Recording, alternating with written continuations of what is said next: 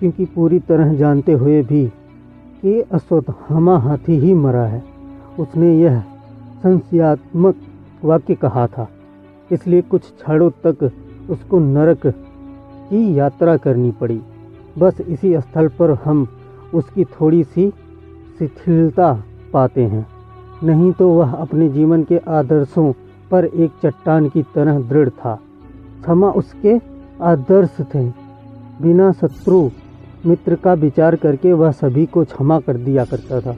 जिस समय गंधर्वराज चित्रसेन दुर्योधन आदि को बांध लाया था, तब युधिष्ठिर ने प्रार्थना करके उनको छुड़वा दिया था।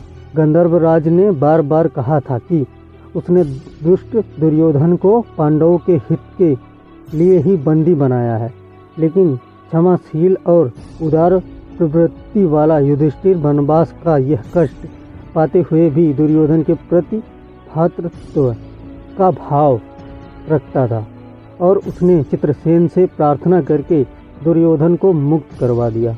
इसी प्रकार जब एक चक्रा नगरी से पांडव आ रहे थे तो रास्ते में अंगारपूर्ण गंधर्वराज से अर्जुन की मुठभेड़ हो गई। युद्ध की तैयारी हो गई, लेकिन युधिष्ठिर ने ही अंगारपूर्ण को क्षमा कर दिया और अर्जुन को आज्ञा दी कि गंधर्वराज को किसी प्रकार की हानि नहीं पहुंचाए। इस प्रकार युधिष्ठिर के कहने से ही वह झगड़ा थम गया।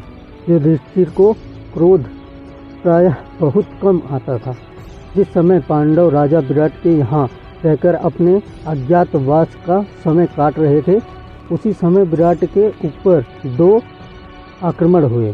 पहले तो उनके गोधन को लेने के लिए सुशर्मों ने उनके ऊपर आक्रमण किया, दूसरी ओर दुष्ट कौरवों ने आकर आक्रमण कर दिया। विराट तो सुशर्मा से लड़ने चले गए। कौरवों से युद्ध करने के लिए राजकुमार उत्तर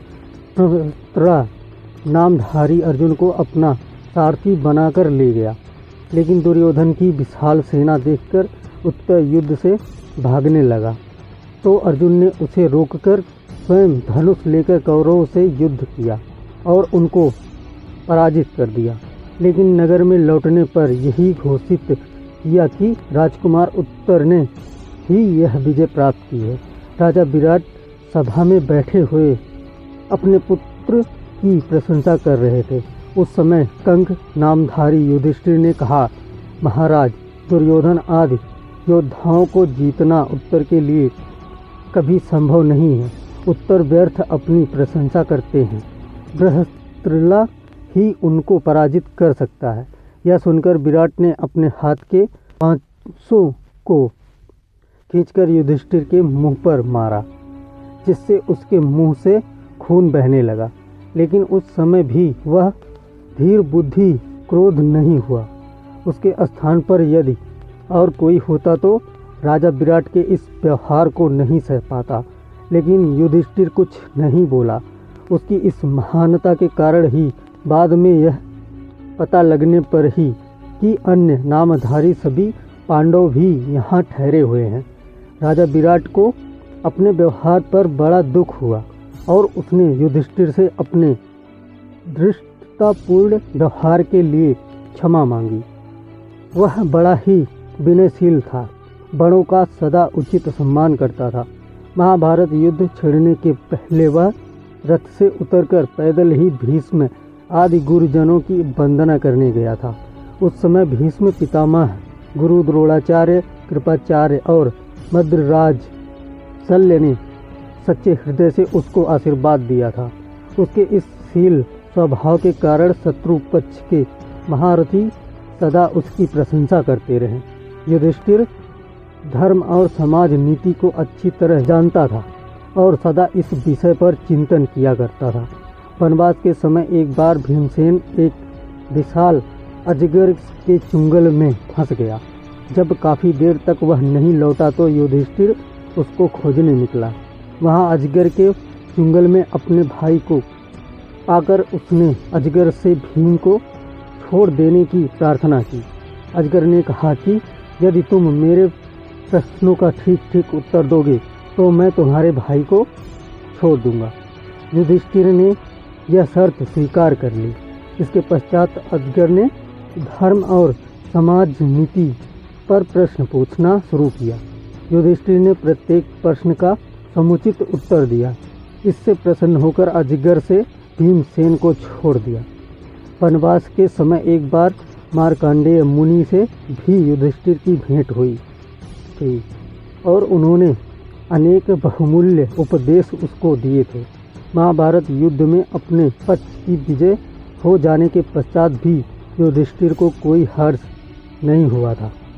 सज्जनों के इस महाविनाश के कारण उसका हृदय अत्यंत दुखी हुआ था और तभी उसने समाज की मर्यादा के विरुद्ध यह सलूक किया था कि क्षत्रिय का ऐसा क्रूर कर्म क्यों है, क्या धर्म की यह मर्यादा शाश्वत है।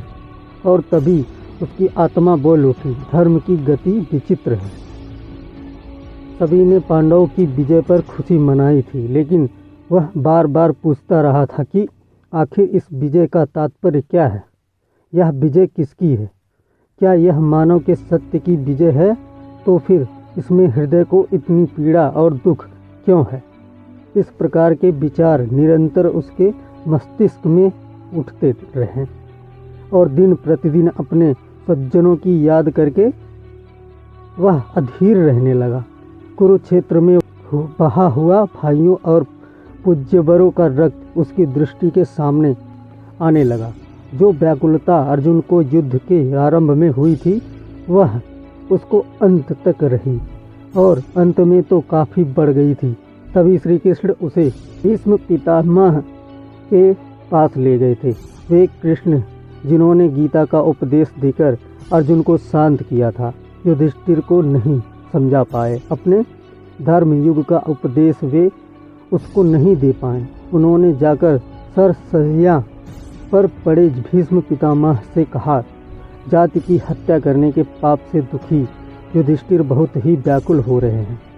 धर्म युक्त उपदेश देकर उनके शोक को दूर करिए, इसीलिए मैं इनको आपके पास लाया हूँ। पितामह ने राजधर्म आप धर्म और मोक्ष के उपदेश युधिष्ठिर को दिए और अनेक तरह से उसको समझाया, लेकिन फिर भी उसके हृदय का संताप पूरी तरह नहीं मिटा। तभी तो जिस समय अंत में स्वर्गीय सज्जनों को पानी देने के लिए खड़े युधिष्ठिर के सामने कुंती ने यह भेद खोला था कि कर्ण उसी का अग्रज है, तो उसने क्रोध होकर अपनी माता को ही श्राप दे दिया था कि स्त्री के पेट में आज से कभी कोई बात अधिक देर तक नहीं टिकेगी। यदि उसको पहले ही यह पता होता तो वह कर्ण को अग्रज मानकर उसकी आज्ञा में चलता और उस महाविनाश के पाप का बोझ उसके सिर पर नहीं चढ़ता। अंत तक उसके हृदय को यही बात कष्ट देती रही कि सबसे बड़ा भाई होने के नाते वही उस महाभारत के भीषण संग्राम के लिए उत्तरदायी है। युद्ध समाप्त होते ही द्रौपदी के 5 पुत्र मारे गए। उधर अभिमन्यु पहले ही मारा जा चुका था। फिर कृष्ण के कुल में भी फूट पड़ गई थी और वहाँ भी सर्वनाश हो गया था। स्वयं श्री कृष्ण को उपस्थित की भांति अपने प्राण त्यागने पड़े थे।